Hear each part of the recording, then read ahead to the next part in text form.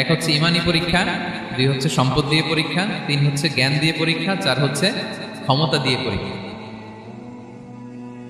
সে ইমানের পরীক্ষায় আমাদেরকে ফেলবে। সে এসে বলবে আমি তোমার রব, এবং এটা প্রমাণ করার জন্য যা যা দরকার আল্লাহ তাআলা তাকে সব দিবেন। সে সব করতে পারবে। সে বলবে আমি তোমার রব। যদি বিশ্বাস না হয়, তোমার বাবাকে যদি জীবিত করে বিশ্বাস করবে, অনেকে বলবে হ্যাঁ আমার আব্বাকে জীবিত করে দেখান, তো তার বাবাকে ঠিকই সে জীবিত করে ফেলবে। আসলে শয়তান তার বাবার সুরাত নিয়ে সামনে দাঁড়াবে। আরে তাই তো, এটাই তো আমার বাবা, এটাই তো আমার দাদা। মানুষ ফিতনায় পড়ে যাবে, ইমানের ফিতনায়। সে ভাববে আসলে এটাই বোধহয় আমার রব, এবং তাকে এত ক্ষমতা দেয়া হবে, তার ডান দিকে থাকবে জান্নাত, বাঁ দিকে জাহান্নাম। তার কাছে আল্লাহ এটা দিবে। যে তার কথা শুনবে তাকে সে জান্নাতে ঢুকাবে, কিন্তু জান্নাতে ঢুকে সে জাহান্নামের শাস্তি ভোগ করবে। এটা তার বাইরের মানুষ বুঝবে না, অ্যাপারেন্টলি এটা জান্নাত। আর যে তাকে মানবে না তাকে সে জাহান্নামে ফেলবে, কিন্তু জাহান্নামে ঢুকলেও সে জান্নাতের নাজ নেয়ামত ভোগ করবে। তাহলে এই যে ইমানের ফিতনায় সে ফেলে দেবে আমাদেরকে। তো ইমান কি করে বাঁচাবো, এটা সলিউশন আমি শোনাবো আপনাকে। 2 নম্বরে সে আমাদেরকে সম্পদ দিয়ে ফিতনায় ফেলবে। যার যা লাগবে সেটাই দিতে পারবে, যা লাগবে। সে যদি আকাশকে বলে আকাশ বৃষ্টি দাও, যাকে তারা মানবে ওই এলাকায় বৃষ্টি হবে, সুজলা সুফলা শস্য শ্যামলা হবে, সে সমস্ত এলাকা ফল মূলে ভর্তি হবে, বরকত আর বরকত। আর যে এলাকার লোকেরা, জনপদের লোকেরা তাকে মানবে না, সে বলবে ওখানে বৃষ্টি হবে না, হবেও না। ওখানে খরা, দুর্ভিক্ষ, মাটি ফেটে চলছে, মানুষ না খেয়ে মরবে, মহামারী, দুর্ভিক্ষ দেখা দেবে। তখন বিশ্ববাসী মনে করবে এটাই বোধহয় আমাদের রব। তার মানে সম্পদ দিয়ে ফিতনায় ফেলে দেবে। 3 নম্বর হচ্ছে নলেজ। তার জ্ঞানের কাছে গোটা বিশ্ব হার মানবে। পূর্বের পরের যত জ্ঞান আছে সব আল্লাহ তাকে দিবে। ইলমুল আউয়ালিন ওয়াল আখিরিন। এমন কোনো প্রশ্ন নেই যেটা দিয়ে তাকে আটকানো যায়। যাই জিজ্ঞেস করবেন সব জানতা, সব বলে দেয়। ভবিষ্যৎবাণী বলে দিবে, বলবে আগামীকাল ওইখানে অমুক দেশে বোমা বিস্ফোরণ হবে, ওইখানে ওখানে দুর্ভিক্ষ হবে, হবে ভূমিকম্প হবে, হবে। সে যা বলবে তাই হবে। তার জ্ঞানের এই বহর দেখে মানুষ ফিতনায় পড়ে যাবে। 4 নম্বর হচ্ছে দ্য ট্রায়াল অফ পাওয়ার, ক্ষমতা। তার ক্ষমতার সামনে সব কিছু একেবারে ছিন্ন বিচ্ছিন্ন হয়ে যাবে, এত ক্ষমতা হবে তার। সে যেমনটি বলবে তেমনটি করতে হবে। বাতাসের সে দ্রুত বেগে সে এক দেশ থেকে আরেক দেশে চলে যাবে। তো তার এই সমস্ত অলৌকিক ক্ষমতা দেখে মানুষ ফিতনায় পড়ে যাবে। এবং এই ফিতনা, এই পরীক্ষার মুহূর্তগুলোতে মানুষ কিভাবে নিজেকে ধরে রাখবে, তার সলিউশন আল্লাহ তাআলা সূরা কাহফ। মক্কার কুরাইশরা কোনোভাবেই যখন রাসূল সাল্লাল্লাহু আলাইহি ওয়াসাল্লামকে দমাতে পারছিল না, তখন তারা প্ল্যান করলো যে আমরা মদিনাতে যেয়ে মদিনার ইহুদিদের কাছ থেকে কিছু জেনে আসি। কারণ মক্কাবাসীদের নবী, রাসূল, ওহী, আখিরাত এগুলোর ব্যাপারে কোনো ধারণা ছিল না। তো ফলে তারা কুরাইশরা নজর ইবনে হারিস এবং উকবা ইবনে আবি মুআইত এই দুইজনকে পাঠালো, আমরা মদিনায় যাও, মদিনায় ইহুদিরা থাকে, ইহুদিদের কাছে তাওরাত নাজিল হয়েছিল। They have idea regarding prophets and আখিরাত, আখিরাত কি, নবী কি, এগুলোর আইডিয়া তাদের আছে। তো তাদের দুইজনকে পাঠালো যে তোমরা যে তাদের জিজ্ঞেস করো যে আমাদের জ্ঞাতি ভাইদের মধ্যে থেকে একজন তো নবী দাবি করে, সে কি আসলে নবী কিনা, আমরা কিভাবে বুঝবো? তো যেই চিন্তা সেই কাজ, তারা গেল মদিনাতে, মক্কা থেকে মদিনায়, যে খুলে বললো যে আমাদেরই এক ছেলে, আমাদেরই এক লোক বয়স 40 হওয়ার পর থেকে বলে আমি নবী, আমার কাছে ওহী আসে, আল্লাহ আমার কাছে বাণী পাঠায়, আর তিনি আমাকে বাণী বাহক করে পাঠিয়েছেন তোমাদের কাছে। এটা আসলে সত্য কিনা, আমরা একটু কনফিউশনে আছি। তো ইহুদিরা বলল তোমরা যে তাকে 3টি প্রশ্ন করবে, যদি উত্তর দিতে পারে বুঝবে সত্য নবী। 1 নম্বরে জিজ্ঞেস করবে যে মুহাম্মদ বলো তো আসহাবে কাহাফ কারা, আসহাবে কাহাফ সম্পর্কে তোমরা কি জানো? যে সূরাটার নাম সূরাতুল কাহাফ। কাহাফ মানে হচ্ছে কেই, গুহা, মানে গুহাবাসী। 7 জন যুবক এই গুহার ভিতরে আশ্রয় নিয়েছিল ঈমান বাঁচানোর জন্য। মুহাম্মদ তুমি যদি সত্য নবী হও বলো এই ঘটনাটা কি। 2 নম্বরে তাকে জিজ্ঞেস করবে জুলকারনাইন বাদশা সম্পর্কে কি জানে, সে কিছু জানে কিনা। 3 নম্বর তাকে জিজ্ঞেস করবে মা হুয়া রূহ, রূহ কি, যে রূহটা দেহে ঢুকলে মানুষ নড়ে চড়ে, প্রাণবন্ত একটা অ্যানিমেশন থাকে, এটা বের হয়ে গেলে সে ডেড বডি, লাশ হয়ে পড়ে থাকে। What is the origin of রূহ, স্পিরিট। এই 3টা প্রশ্নের উত্তর যদি জানে তাহলে আসলেই সে সত্য নবী। তারা এসে জিজ্ঞেস করলো মুহাম্মদ বলো আসহাবে কাহাফ কারা, বলো জুলকারনাইন কে, বলো রূহ কি। এই 3টা প্রশ্নের উত্তর যদি করতে পারো তাহলে বুঝবো তুমি সত্য নবী। রাসূল সাল্লাল্লাহু আলাইহি ওয়াসাল্লাম বললেন ঠিক আছে যাও, আগামীকাল উত্তর বলে দেব। তিনি ইনশাআল্লাহ বলতে ভুলে গেলেন। রাসূল সাল্লাল্লাহু আলাইহি ওয়াসাল্লামের ধারণা ছিল প্রতিদিনই তো জিবরাইল কোরআনের আয়াত নিয়ে আসে, তো তারই ধারাবাহিকতায় আগামীকাল আসবে, আমি জিজ্ঞেস করে নিব এই 3টা প্রশ্নের উত্তর। তারপরের দিন সবাই এসে হাজির, কিন্তু জিবরাইল আলাইহিস সালাম আসেনি। রাসূল সাল্লাল্লাহু আলাইহি ওয়াসাল্লাম তো একটু বিব্রতকর পরিস্থিতিতে বললেন। তারা বলল, তুমি তো আজকে অ্যাপয়েন্টমেন্ট দিয়েছো, ডেট দিয়েছো, বলো উত্তর বলো। রাসূল সাল্লাল্লাহু আলাইহি ওয়াসাল্লাম বলল, আজকে না, আগামীকাল বলে দিলেন। রাসূল সাল্লাল্লাহু আলাইহি ওয়াসাল্লাম ইনশাআল্লাহ কথাটা আর মনে করতে পারতেছেন না। এরপরের দিনও তারা এসে হাজির, কিন্তু রাসূল সাল্লাল্লাহু আলাইহি ওয়াসাল্লাম উত্তর দিতে পারতেছেন না। তারপরের দিন এভাবে পিছাচ্ছেন, রাসূল সাল্লাল্লাহু আলাইহি ওয়াসাল্লাম ডেট দিচ্ছেন, এভাবে 1 দিন 2 দিন 3 দিন না, 15 দিন। কয়দিন? এদিকে তো এই প্রশ্নের উত্তর জানার জন্য এখন 1-2 জন আসে না, দলে বলে কাফিররা আসে, কারণ রাসূল সাল্লাল্লাহু আলাইহি ওয়াসাল্লামকে এখানে অপমান করা যাচ্ছে, ছোট করা যাচ্ছে, হেয় করা যাচ্ছে। তারা এসে হাসাহাসি করে। আবু বকর, ওমর রাদিয়াল্লাহু আনহুকে বলে, দেখো তোমরা না বলছো সত্য নবী, উনি সত্য নবী হলে তো প্রথম দিন উত্তর দিয়ে দিতে পারতো, পারে না কেন? এটা থেকে বোঝা যাচ্ছে তিনি আসলে মিথ্যাবাদী। 15 দিন রাসূল সাল্লাল্লাহু আলাইহি ওয়াসাল্লামের জন্য এত বিব্রতকর পরিস্থিতি আর ছিল না। 15 দিন পর আল্লাহ তাআলা আয়াত নাযিল করলেন, ওয়ালা তাকুলান্না বিশাইইন ইন্নী ফাইলুন যালিকা গাদা ইল্লা আইয়াশা আল্লাহ। অর্থাৎ হে নবী, ভবিষ্যতের কোনো কাজে যখন ওয়াদা দিবেন, কমিটমেন্ট করবেন, আপনি আইয়াশা আল্লাহ মানে ইনশাআল্লাহ বলা ছাড়া কখনো দিবেন না। রাসূল সাল্লাল্লাহু আলাইহি ওয়াসাল্লামকে শিক্ষা দেওয়ার মধ্যে দিয়ে বেসিক্যালি আল্লাহ তাআলা গোটা মুসলিম উম্মাহকে শিক্ষা দিলেন, আমাদেরকে শিক্ষা দিলেন, যাতে আমরা ভবিষ্যতের কাজে আগে ইনশাআল্লাহ বলি। তো রাসূল সাল্লাল্লাহু আলাইহি ওয়াসাল্লাম লেসনটা পেলেন। এরপর আল্লাহ তাআলা উত্তর জানিয়ে দিলেন, আম হাসিবিতা আন্না আসহাবাল কাহফি ওয়ার রাকিমি কানু মিন আয়াতিনা আজাবা। টানা 2 পৃষ্ঠা উত্তর দিলেন আসহাবুল কাহফ কারা। তাওরাত, জাবুর, ইনজিলে কোথাও এত বিস্তারিত উত্তর নাই আসহাবে কাহফের ব্যাপারে। আল্লাহ তাআলা আল কাহাফ, সূরাতুল কাহাফ নামে গুহাবাসীদের নামে একটা সূরা দিলেন, বিস্তারিত 2 পৃষ্ঠায় বর্ণনা করলেন তারা কারা। কুরাইশ তো তাআজ্জুব বনে গেল, ঘটনা কি, মুহাম্মদের উত্তর কিভাবে জানলো? সে তো কারো কাছে পড়ে নাই, লেখে নাই, এই দেশের বাইরেও কোথাও যায় নাই। দ্বিতীয় প্রশ্ন ছিল যুলকারনাইনকে আল্লাহ আয়াত নাযিল করলেন, ওয়াসআলুনাকা আন যিলকারনাইন কুল সাআতলু আলাইকুম মিনহু যিকরা। টানা আল্লাহ তাআলা প্রায় 1.5 পৃষ্ঠা, 1 পৃষ্ঠারও বেশি যুলকারনাইনের ঘটনা শোনালেন। আর রূহের কথা শোনালেন সূরা আল ইসরাতে, ওয়াসআলুনাকা আনির রূহ কুলির রূহু মিন আমরি রাব্বি ওয়া মা উতীতুম মিনাল ইলমি ইল্লা কালিলা। রূহ এটা আল্লাহর স্পেশাল একটা অর্ডার, আল্লাহর আদেশে এটা ঢুকে আল্লাহর আদেশে বেরোয়, এটা কেউ ছুতে পারে না, ধরতে পারে না, দেখতে পারে না, এটা আল্লাহর পক্ষ থেকে একটা মিরাকেল। 3টা প্রশ্নের উত্তর যখন আল্লাহ তাআলা দিয়ে দিলেন, রাসূল সাল্লাল্লাহু আলাইহি ওয়াসাল্লাম তাদেরকে সাবলীল ভাষায় শুনিয়ে দিলেন, তারা অবাক হয়ে গেল। এইটা হচ্ছে সূরাতুল কাহাফ নাজিল হওয়ার প্রেক্ষাপট। এরকম একটা সিচুয়েশনে নবুয়তির 5ম বছরে আল্লাহ তাআলা এই সূরাটা নাজিল করেছেন। এই সূরার কিছু ফজিলত আছে। রাসূল সাল্লাল্লাহু আলাইহি ওয়াসাল্লাম জুমার দিনে এই সূরাটা আমাদেরকে তেলাওয়াত করতে বলেছেন। আপনারা তেলাওয়াত করেন তো সূরা কাহাফ? যদি জেনে না থাকেন আজকে থেকে করবেন। রাসূল সাল্লাল্লাহু আলাইহি ওয়াসাল্লাম বলেছেন যে জুমার দিনে যে এই সূরা কাহাফ তেলাওয়াত করবে, মান ক্বারাআ সূরাতাল কাহফি ফি ইয়াউমিল জুমআতি আদাআ লাহু মিনান নূরি মা বাইনাল জুমআতাইন। 2 জুমার মাঝখানে আল্লাহ তাআলা এই জুমার সময়টাকে তার জন্য আলোকিত করে দেয়। কি করে দেয়? আলোকিত করে দেয়। একটা নূর তার জন্য সেট করে, এই নূর তাকে হেদায়েতের পথে অবশিষ্ট রাখে। এটা হচ্ছে একটা। তাহলে জুমার দিন আমরা সূরা কাহাফ তেলাওয়াত করব, মনে করি এটা সুন্নাহ। জুমার দিনের সুন্নাহগুলোর মধ্যে থেকে একটা সুন্নাহ হচ্ছে সূরা কাহাফ তেলাওয়াত। আবার আরেকটা হাদিসে রাসূল সাল্লাল্লাহু আলাইহি ওয়াসাল্লাম বলেছেন, মান হাফিযা 10 আয়াতিন মিন আউয়ালি সূরাতিল কাহফি উসিমা মিন ফিতনাতিদ দাজ্জাল। যে ব্যক্তি সূরা কাহাফের প্রথম 10 আয়াত মুখস্থ করবে, সে দাজ্জালের ফিতনা থেকে মুক্তি পাবে। দাজ্জালের নাম তো আপনারা শুনেছেন, ভয়ঙ্কর ডেঞ্জারাস একটা ক্যারেক্টার। পৃথিবীর শুরু থেকে শেষ পর্যন্ত এর চেয়ে বড় ফিতনা আসেনি, আসবেও না। দাজ্জালের ফিতনা, সে তার এক চোখ থাকবে, আরেক চোখ এরকম বন্ধ থাকবে, এখানে লেখা থাকবে কাফারা। কোনোভাবেই তাকে দমানো যাবে না, হত্যা করা যাবে না। আল্লাহ নবী ঈসা আলাইহিস সালাম তাকে হত্যা করবেন। তো যে ব্যক্তি সূরা কাহাফ তেলাওয়াত করবে, সূরা কাহাফের প্রথম 10 আয়াত বিশেষ করে মুখস্থ রাখবে, আল্লাহ তাআলা উসিমা মিন ফিতনাতিদ দাজ্জাল, দাজ্জালের ফিতনা থেকে তাকে বাঁচাবেন। তা আমরা দাজ্জালের ফিতনা থেকে বাঁচতে চাই কি চাই না? আমরা যেন সূরা কাহাফের প্রথম 10 আয়াত মুখস্থ করি, সূরা কাহাফ যেন জুমার দিন আমরা তেলাওয়াত করি। So now the question arises, what is the relationship of Suratul Kahf with Dajjal? দাজ্জালের সাথে সূরা কাহাফের রিলেশনটার কারণ কি? একটা মেকানিজম তো এখানে আছে।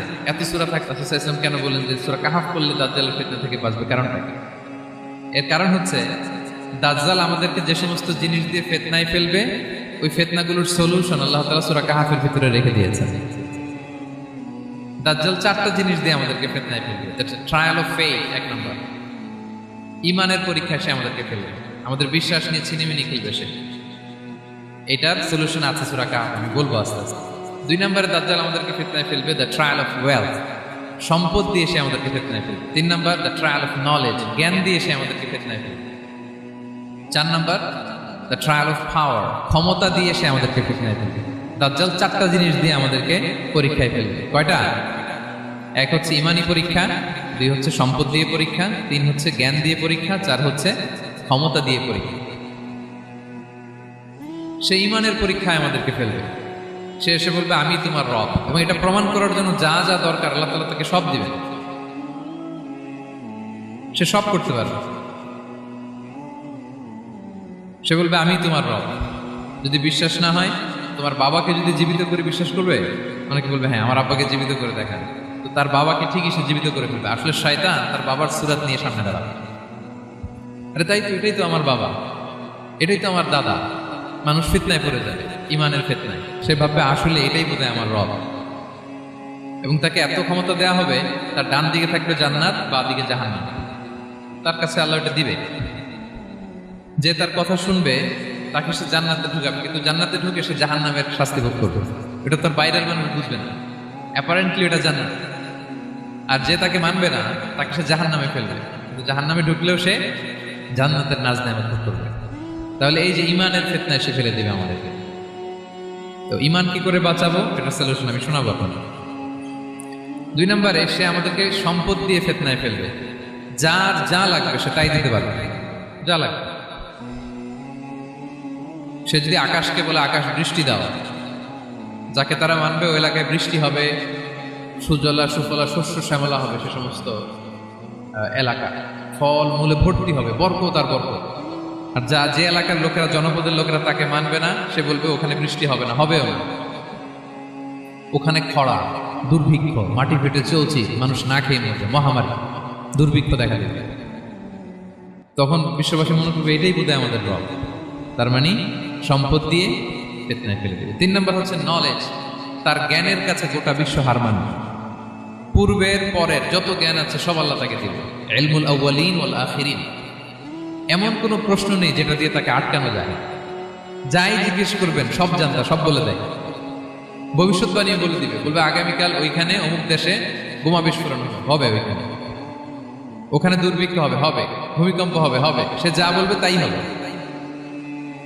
তার জ্ঞানের এই বহর দেখে মানুষ ফিতনায় পড়ে যায়। 4 নম্বর হচ্ছে দ্য ট্রায়াল অফ পাওয়ার, ক্ষমতা। তার ক্ষমতার সামনে সব কিছু একেবারে ছিন্ন বিচ্ছিন্ন হয়ে যাবে, এত ক্ষমতা হবে তার। সে যেমনটি বলবে তেমনটি করতে হবে। বাতাসের চেয়ে দ্রুত বেগে সে এক দেশ থেকে আরেক দেশে চলে যাবে। তো তার এই সমস্ত অলৌকিক ক্ষমতা দেখে মানুষ ফিতনায় পড়ে যাবে। এবং এই ফিতনা, এই পরীক্ষার মুহূর্তগুলোতে মানুষ কিভাবে নিজেকে ধরে রাখবে তার সলিউশন আল্লাহ তাআলা সূরা কাহফে দিয়েছেন। এই 4টা ফিতনা থেকে বাঁচার জন্য আল্লাহ সূরা কাহফে 4টা ঘটনা উল্লেখ করেছেন। কয়টা? 1 নম্বর হচ্ছে আসহাবে কাহফ, যুবকদের ঘটনা, 7 জন যুবকদের ঘটনা। ঈমান কি করে বাঁচাবেন, সলিউশন ওখানে। সম্পদের ফিতনা থেকে কিভাবে নিজেকে বাঁচাবেন, এজন্য একজন বাগানওয়ালার ঘটনা আল্লাহ শেখান। জ্ঞানের ফিতনা থেকে কি করে বাঁচবেন, এজন্য আল্লাহ তাআলা মুসা আলাইহিস সালাম এবং খিজির আলাইহিস সালামের ঘটনা সেখানে উল্লেখ করেছেন। আর ক্ষমতার ফিতনা থেকে কি করে বাঁচবেন এটা বোঝানোর জন্য আল্লাহ তাআলা যুলকারনাইনের ঘটনা উল্লেখ করেছেন। 4টা ফিতনা থেকে বাঁচার জন্য কয়টা ঘটনা? 4টা ঘটনা। আমরা তাহলে একটা একটা করে ঘটনা শুনি, আমরা একটু উদ্ধার করার চেষ্টা করি যে কি কি সলিউশন আল্লাহ তাআলা আমাদের বাতল দিলেন। 1 নম্বর হচ্ছে আসহাবে কাহফের ঘটনা। এটা 250 খ্রিস্টাব্দের সময়কালে রোমান সাম্রাজ্যের একজন বাদশা ছিল, নাম দাকিয়ানুস, প্রতাপশালী বাদশা, পৌত্তলিক, মূর্তির পূজা করে। ঈসা আলাইহিস সালাম বিদায় নিয়েছেন, 250 বছর হলো। তো সব নবীর ধর্মই কিন্তু ইসলাম, যদিও আমরা নাসারা বলি, ইহুদি বলি, সব নবীদের ধর্মই কি ইসলাম। তো তিনি ছিলেন পৌত্তলিক, মূর্তির পূজা করত। আর তার এলাকায় কেউ যদি ঈসা আলাইহিস সালামের নাম নিত, আখিরাতে বিশ্বাস করতো, আল্লাহ বিশ্বাস করতো, তাদেরকে তারা পাথর মেরে হত্যা করত। এজন্য ভয়ে কেউ ঈসাই ধর্মে ঈমান আনত না, মানে ইসলামে ঈমান আনত না। এই রাজার ভয়ে সবাই মূর্তির পূজা করত। কিন্তু 7 জন যুবক ছিল, তারা স্রোতে গা ভাসিয়ে দেয়নি, স্রোতের বিপরীতে তারা ঈমান নিয়ে দাঁড়িয়েছে। তারা ঈসা আলাইহিস সালামের রেখে যাওয়া সত্য ধর্মের উপর ঈমান এনেছে, আখিরাতে তারা বিশ্বাস করত।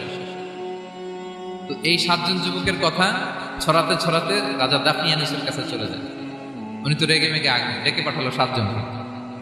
তাদেরকে জিজ্ঞেস করলো, তোমরা কাকে মানো? বলতেছে এক আল্লাহকে মানো। সাহসী, খুবই সাহসী। বলতেছে তুমি কি জানো তোমরা কার সামনে কথা বলতেছো? আমি তো তোমাদের মৃত্যুদণ্ড দিতে পারি। তারা বলে দেন, কিন্তু আমরা সব বিসর্জন দিলেও ঈমান বিসর্জন দিতে পারবো না। উনি বললেন, তোমরা যুবক মানুষ, রক্ত গরম, আবেগে কথা বলতেছো, 3 দিন সময় দিলাম, যাও। ঈসার নাম ভুলে যাও, আখেরাত ভুলে যাও, আল্লাহর নাম ভুলে যাও। 3 দিন পরে তোমাদেরকে আবার ইন্টারভিউ নেব। ওই দিন যদি একই কথা বলো, পাথর মেরে 7 জনকে দুনিয়া থেকে উড়িয়ে দিবে। তারা চলে গেল। এবার 7 বন্ধু মিলে পরামর্শ করতে লাগলো, কি করতে পারি আমরা, এই গুণে ধরা সমাজকে আমরা কিভাবে বাঁচাবো, এই পৌত্তলিকতার ছোবল থেকে এই ইফসিস নগরীকে বাঁচাবো কি করে। নগরীটার নাম ছিল ইফসিস নগরী। বর্তমানে এটা তুরস্কের ইজমির শহরে অবস্থিত। এখনো জায়গাটা প্রত্নতাত্ত্বিকদের ইয়েতে এটা সংরক্ষিত, এখনো টুরিস্টরা যায়। তো তারা বললো, আমরা ঈমান বিসর্জন দেব না, যদি আমরা ওদের কথা মেনে নিই আমরা তো মুশরিক হয়ে গেলাম। চলো আমরা এক কাজ করি, আমরা এলাকা ছেড়ে দিই। এই 7 যুবক আল্লাহর উপর ভরসা করে তারা বাড়ি ঘর আত্মীয় স্বজন সব ছেড়ে দিয়ে, লোকালয় ছেড়ে দূরে একটা পাহাড়ের ভেতরে আশ্রয় নিল। পাহাড়ের ভেতরে একটা গুহা ছিল, এই গুহাকে আরবিতে বলে আল কাহাফ। কি বলে? এই সূরার নাম কি? সূরাতুল কাহাফ। তো তাদের সাথে সাথে একটা কুকুরও যাচ্ছিল। তারা বারবার তাড়িয়ে দেওয়ার চেষ্টা করতেছিল কুকুরটাকে, যাতে না যায়, কিন্তু কুকুর শুধু কান্না করে তার সাথে যাওয়ার জন্য ঘেউ ঘেউ করতেছে। এই কুকুরটাকেও সাথে নিল। ভালো মানুষদের সাথে থাকলে কি হয় দেখেন, এই কুকুরের কথা, যেহেতু 7 জন ইমানদারের সাথে একটা কুকুর ছিল, এই কুকুরের কথা আল্লাহ সূরাতুল কাহাফে উল্লেখ করে দিয়েছে। ওয়াকালবুহুম বাসিতুন যিরাআইহি বিল ওয়াসিল। তো তারা ভিতরে গেল, যে প্রচন্ড ক্লান্ত, তারা ঘুমিয়ে পড়ল। কি করলো? এই এক ঘুমে আল্লাহ 309 বছর কাটাই দিলেন। কয়শো 9 বছর? 9 বছর ঘুম, সব ঘুম, প্রচন্ড ঘুম যেন আর কাটে না। 309 বছর পরে এরা জাগে। এখন খুব ক্ষুধা, ঘুমে আর মোর ভাঙতেছে। আর একজন জিজ্ঞেস করতেছে, কি লম্বা সময় ঘুম দিলাম বোধহয় আমরা? একজন বলতেছে, হ্যাঁ মনে সারাদিনই ঘুমাইছি আমরা। আরেকজন বলতেছে, না না সারাদিন না, দিনের কিছু অংশ হয়তো ঘুমাইছি। আসলে কয় বছর ঘুমাইছে? 309 বছর। তো এদিকে সভ্যতার তো চেঞ্জ। দেখেন, ওই দাকিয়ানুস মরে, এর ছেলে মরে, এর নাতি মরে, পুতি মরে, এখন 6ষ্ঠ নম্বর রাজা আসছে। প্রজন্মের পর প্রজন্ম তো শেষ। 309 বছরে কমপক্ষে 4-5টা জেনারেশন চেঞ্জ হবে। তো জেনারেশন চেঞ্জ হয়ে, এলাকা চেঞ্জ হয়ে, তারা যে স্বপ্ন দেখেছিল এই ইফসিস নগরীতে কালিমার পতাকা উঠবে, তাদের স্বপ্ন আল্লাহ বাস্তবায়ন করেছেন। 309 বছরের ব্যবধানে এই এলাকার সবাই মুসলিম হয়ে গেছে। আল্লাহ চাইছিলেন ওদেরকে দেখাবে এটা, ওদের স্বপ্নটা যে বাস্তবায়ন হয়েছে এটা দেখাবে। ঘুম থেকে উঠছে, একজনকে তারা বললো যে লুকায় লুকায় চাদর মুড়ি দিয়ে কিছু রুটি নিয়ে আসো বাজার থেকে, যাতে তোমাকে না চিনে। চাদর মুড়ি দিয়ে যাও। কিছু পয়সা ছিল, মুদ্রা দিয়ে দিছে। তো সে যে যখন দোকানদারের কাছ থেকে রুটি নিয়েছে আর মুদ্রা দিছে, দোকানদার বলে, এই মুদ্রা কোথা থেকে আসলো? 309 বছর আগে মালয়েশিয়াতে রিঙ্গিট ছিল কিনা জানি না, যেভাবে ওরা ট্রানজাকশন করতে পারে, যেটা ছিল ওইটা যদি এখন কেউ দেয়, রাজধানী বিলাসে খাবার পাওয়া যাবে? হ্যাঁ। তো রুটিওয়ালা বলে, তুমি বর্তমান সময়ের মুদ্রা দাও, এটা দিচ্ছ কেন? বলতেছে, এটা তো বর্তমান সময়ের মুদ্রা। বলতেছে, এই যে মুদ্রার মধ্যে দেখো কোন সালের সিল দেওয়া, এটা তো শত শত বছর আগে। বলতেছে, কি বলে শত বছর আগে? আমি তো আজকে সকালেই বাজার করলাম, ওই বাজার করে যে টাকাগুলো ছিল ওইটাই তো পকেটে। বলতেছে, বলে কি? নিশ্চয়ই তুমি গুপ্তধনের সন্ধান পেয়েছো, হিডেন ট্রেজার। বলো, মানে তার সাথে এদের কথাবার্তা কিছু মিলতেছে না।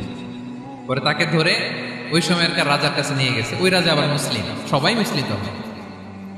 সে যা বলে এরাও তো বিশ্বাস করে না, এরাও যা বলে এও বিশ্বাস করে না। আর এলাকা, এর বাড়িঘর আসবে কোথেকে? এর নাতি পুতি যা আছে 5-6 পুরুষ তো মরে সবাই কবরে।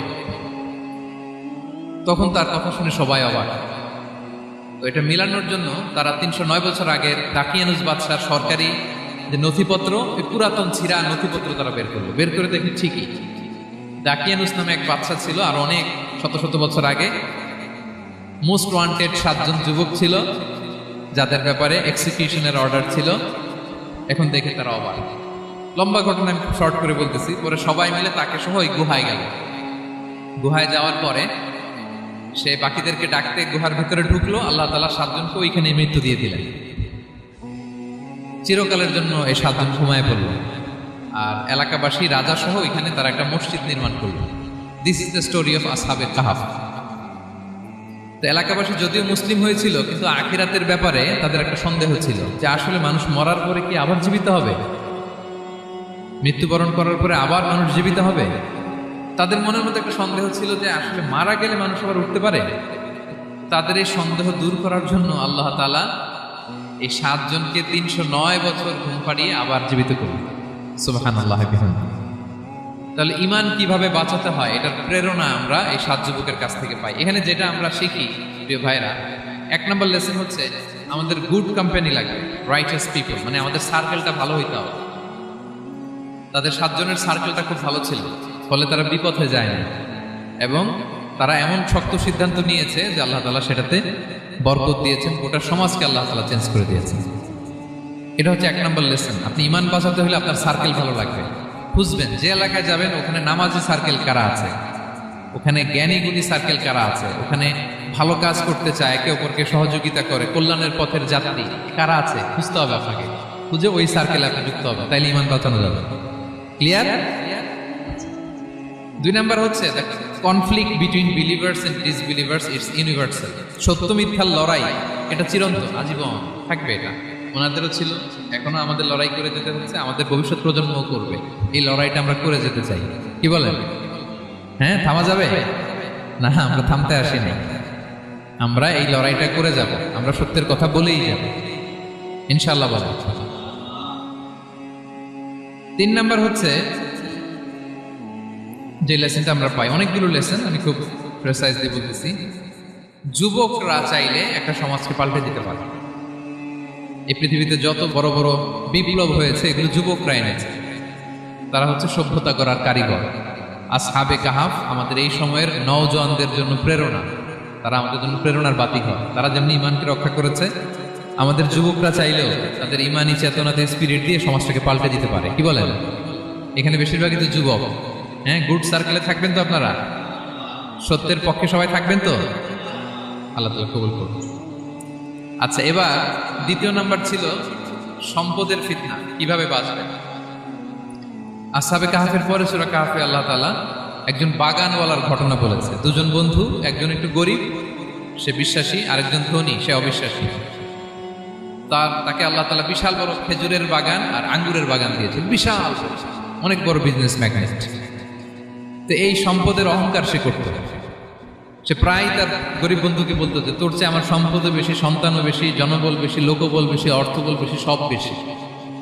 অহংকারে তার পা মাটিতে পড়ত না।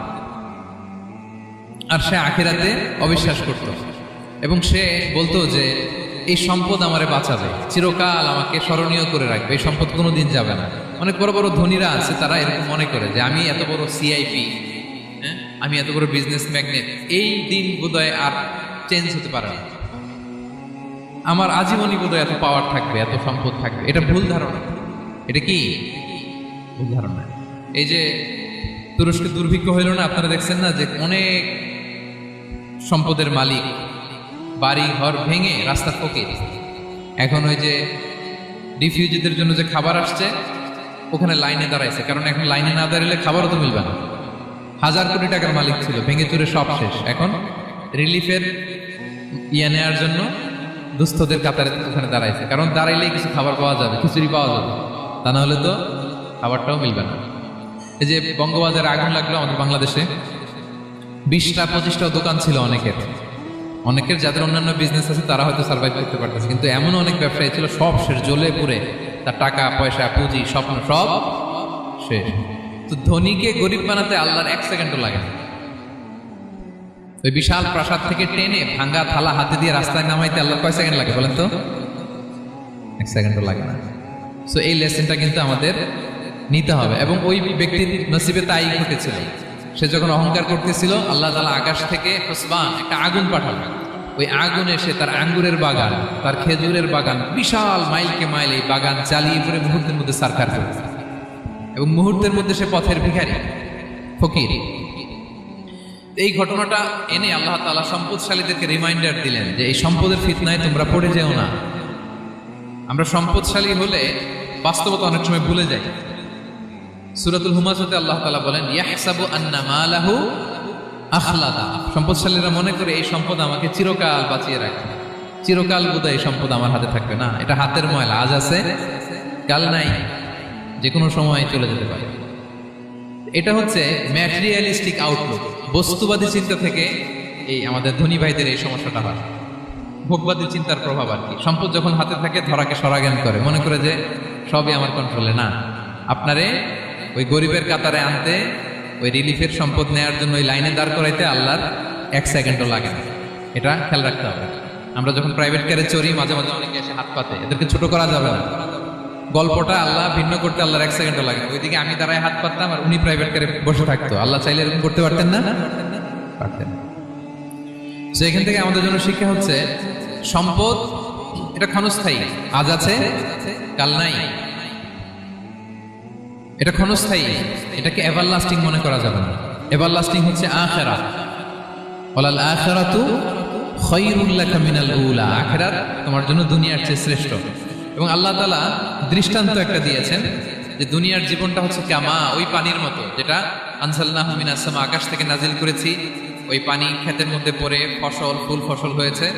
এরপরে যখন ফসল কাটা হয়, ওই ক্ষেত খামার এগুলো তৃণলতা হয়ে যায়, ভুসির মতো হয়ে যায়। তখন বাতাসের ঝাপটায় একবার এদিকে যায়, একবার ওদিকে যায়। অনেক লম্বা উপমা, আমি সংক্ষেপে বললাম। তো শেষ আউটপুটটা হচ্ছে এটা, সম্পদ এটা মুহূর্তেই চলে যেতে পারে। সম্পদ উপার্জন জায়েজ আছে, মুসলিমরা সম্পদ উপার্জন করতে পারবে, কোনো অসুবিধা নাই। আপনি যদি ধনী হন, এটা ভালো, ফলে আপনি জাকাত দিতে পারবেন, অসহায় দুস্থদের সহায়তা করতে পারবেন, কন্ট্রিবিউট করতে পারবেন। আপনি সম্পদ হাতের মুঠোয় নেবেন, কন্ট্রোল করবেন, কিন্তু এই দিকে স্থান দিবেন না। দ্যাটস ইট, তাহলেই হবে। আমরা সম্পদ কি করতে পারবো? উপার্জন করতে পারবো, কিন্তু হৃদয়ে স্থান দিতে পারবো না। হৃদয়ে স্থান থাকবে আখিরাতের। এই মাইন্ডসেট যদি আপনি গড়ে তোলেন, তাহলে সম্পদের ফিতনা আপনি কখনো করবেন না। এই পয়েন্টটা কি ক্লিয়ার সবার? ক্লিয়ার। 3 নাম্বার ফিতনা ছিল কিসের ফিতনা? দেখি কে বলতে পারে। প্রথমটা হচ্ছে বিশ্বাস বা ইমানের ফিতনা। 2 নাম্বার হচ্ছে সম্পদের ফিতনা। 3 নাম্বার জ্ঞানের ফিতনা। জ্ঞানেরও কিন্তু এলেমেরও একটা গরম আছে। যার এলম আছে তার মধ্যে এই সমস্যাটা কাজ করে। সেটার জন্য আল্লাহ তাআলা মুসা আলাইহিস সালাম, খিজির আলাইহিস সালামের ঘটনা বলেন। আমি খুব সংক্ষেপে বলবো, সময় কম। মুসা আলাইহিস সালাম হচ্ছে বনি ইসরায়েলের নবী, আর খিজির আলাইহিস সালাম কেউ বলেছেন নবী, কেউ বলেছেন আল্লাহর ওয়ালি। আসলে আরবিতে ওনার নাম খদির, আমরা বাংলায় বলি খিজির। খদির মানে সবুজ। উনি যে কোনো জায়গায় বসলে ওখানে মরা গাছ, লতা পাতা এগুলো সবুজ হয়ে যেত। অনুর্বর এলাকার উপর দিয়ে হেঁটে গেলে ওটা উর্বর হয়ে যেত। তো মুসা আলাইহিস সালাম একবার ওয়াজ করতেছেন এইভাবে বনি ইসরায়েলের সামনে, খুতবা দিচ্ছেন। হঠাৎ এক লোক দাঁড়ায় বলে, ইয়া নবী আল্লাহ, মান আ'লামু ফিল আরদ, বর্তমান পৃথিবীতে সবচেয়ে জ্ঞানী কে? মুসা আলাইহিস সালাম বলেন, ফাকালা আনা, আমি। কি বললেন? উনি আসলে ভুল কিছু বলেন নাই, কারণ প্রত্যেক জামানার নবীকেই আল্লাহ তাআলা সবচেয়ে বেশি জ্ঞান দিয়ে পাঠান, কারণ তার কাছে ওহীর জ্ঞান আসে, অদৃশ্যের খবর আসে, ইলমুল গায়ব আসে। কিন্তু এই উত্তরটা আল্লাহ তাআলার পছন্দ হয় না। আল্লাহ তাআলা চাচ্ছিলেন মুসা যদি বলতো আল্লাহ তাআলাই জানে কে জ্ঞানী বা আল্লাহই সবচেয়ে জ্ঞানী, এরকম হলে ভালো হতো। কিন্তু মুসা আলাইহিস সালাম কি বলছে? আমি। এখন প্রশ্ন করলো সবচেয়ে বড় জ্ঞানী কে? উনি কি বললেন? আমি। এই যে আমি এটাতে ঝামেলা আছে। আমি বড়, আমি জানি, আমি সব। This is problematic. আল্লাহ এটা পছন্দ করলেন না। আল্লাহ তাআলা মুসা আলাইহিস সালামকে বললেন, মুসা তুমি যে বলছো তুমি জ্ঞানী, না তুমি জ্ঞানী না, তোমার চেয়ে বড় জ্ঞানী আছে। মুসা আলাইহিস সালাম বলে, তাই নাকি? আমার চেয়ে বড় জ্ঞানী কে? তো আল্লাহ তাআলা বললেন, ইযহাব ইলা মাজমাইল বাহরাইন, 2 সাগর বা 2 নদীর মিলনস্থলে যাও, ওখানে আমার এক বান্দা আছে তোমার চেয়েও জ্ঞানী। মুসা আলাইহিস সালাম বললেন, তাই নাকি? তো আল্লাহ, আমি কিভাবে চিনি উনি কোথায় থাকে, কিভাবে বুঝবো? আল্লাহ বললেন, একটা বড় মাছ নাও, এটাকে ফ্রাই করো, এটাকে ফ্রাই করে একটা ঝুড়ির ভেতরে নাও, যেখানে এই মাছটা সাগরে ঢুকে যাবে ওখানে আমার বান্দাকে পাবে। তো উনি ওনার সহযোগী ইউশা ইবনে নুনকে নিয়ে হাঁটতে লাগলেন। হাঁটতে হাঁটতে এক জায়গায় ক্লান্ত হয়ে পাথরের পাশে বিশ্রাম নিলেন। ওই পাথর থেকে আবার এক ধরনের পানি বের হয়, এই পানিটারে বলে আবে হায়াতের পানি, মা উল হায়াত, জীবন নদীর পানি। এই পানি কোনো মৃত প্রাণী বা বস্তুর গায়ে লাগলে ওটা জীবিত হয়ে যায়। তো ওনারা পাথরে হেলান দিয়ে বিশ্রাম নিচ্ছিলেন। ওই পানি ফ্রাই করা মাছের গায়ে লাগার সাথে সাথে মাছ জীবিত হয়ে ঝুড়ি থেকে বের হয়ে সাগরে ঢুকে গেছে। ওনারা আর খেয়াল করেন না।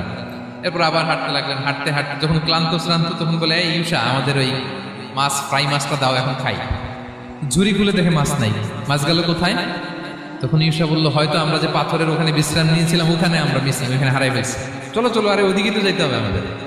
উনি গেলেন, যে দেখে মাছ যে জীবিত হয়ে বালুর দিকে নাড়াচাড়া করতে করতে সাগরে ঢুকে গেছে, ওখানে দাগ আছে।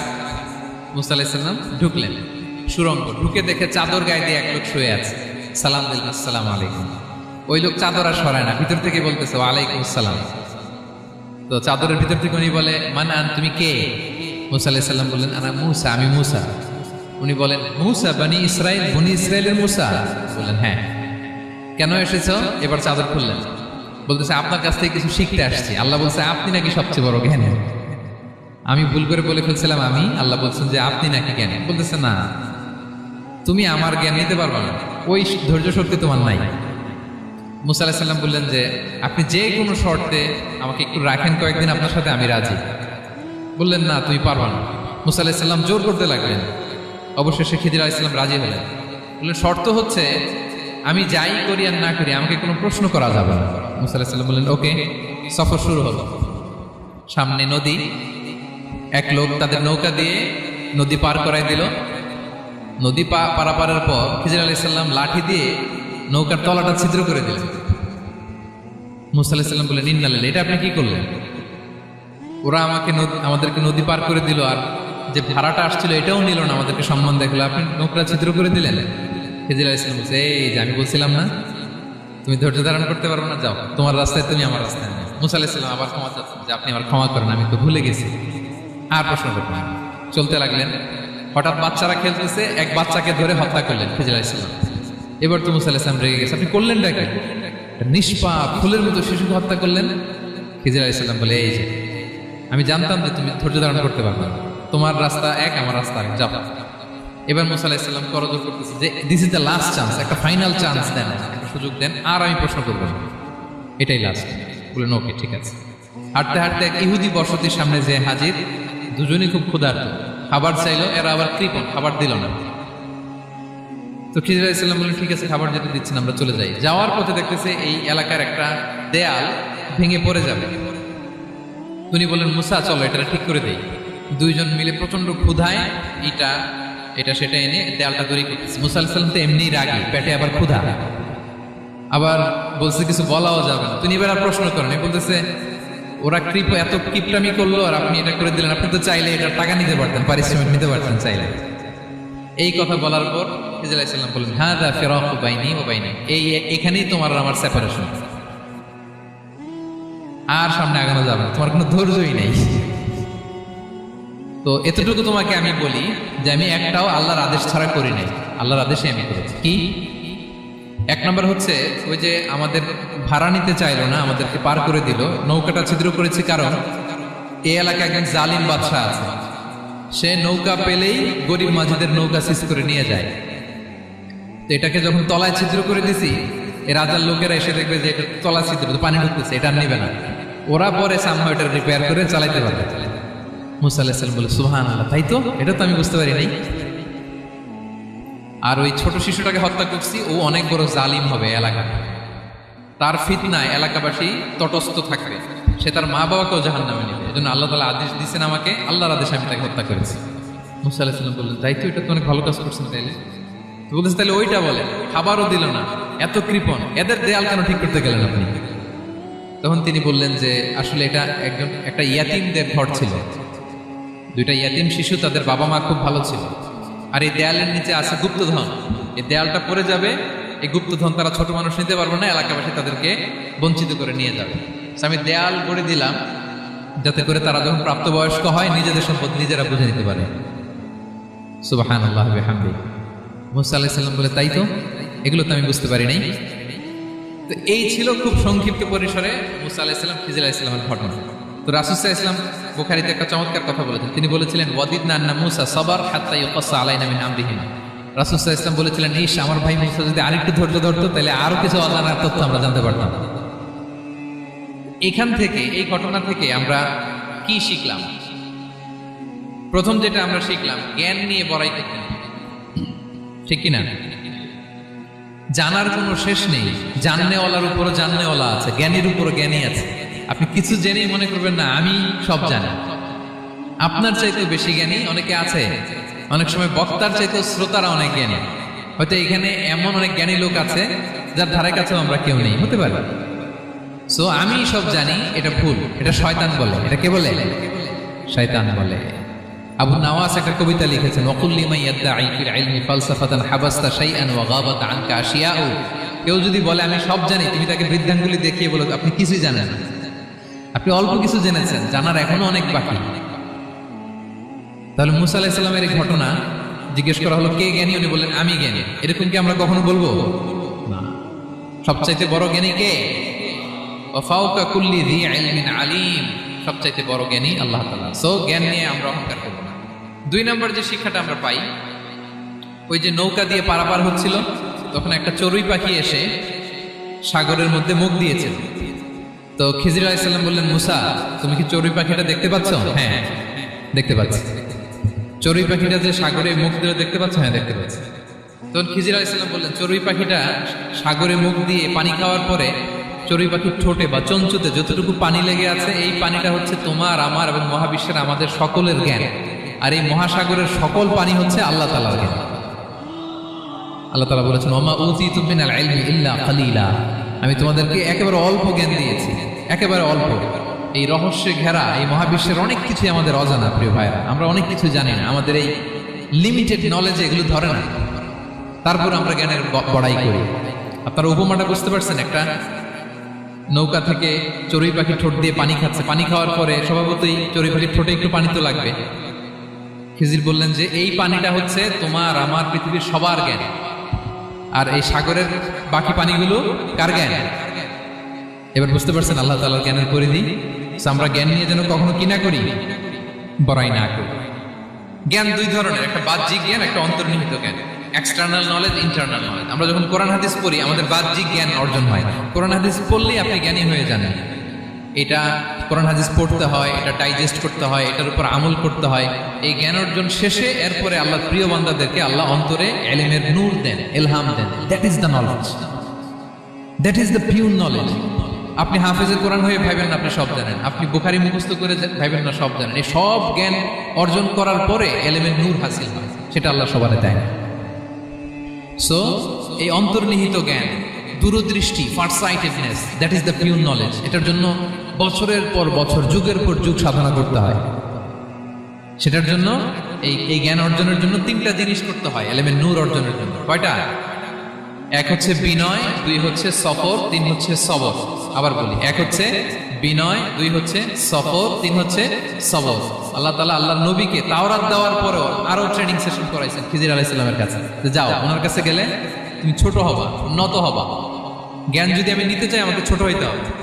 ধরেন একটা গ্লাস থেকে একটা খালি গ্লাসে পানি ঢালবো, তো যেটাতে নেওয়া হবে এটা উপরে থাকলে হবে? যে গ্লাসটার মধ্যে পানি আছে এটা উপরে থাকবে, ওইটা ব্ল্যাঙ্ক গ্লাসের মধ্যে পড়বে।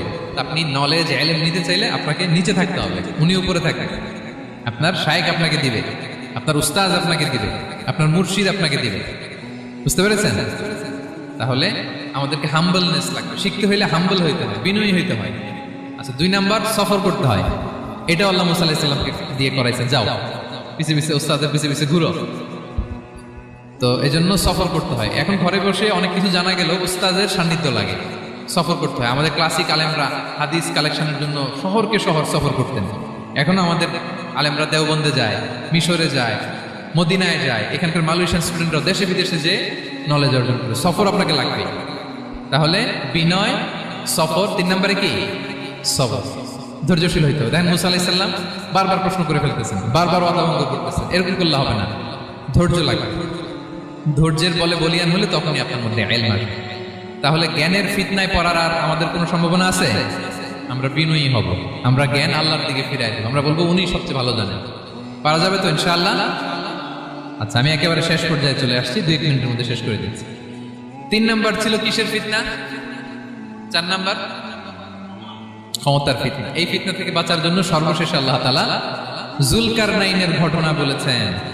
অনেক বড় বাদশা ছিলেন, পৃথিবীতে 4 জন বাদশা গোটা বিশ্ব শাসন করেছেন, 2 জন কাফির 2 জন মুমিন।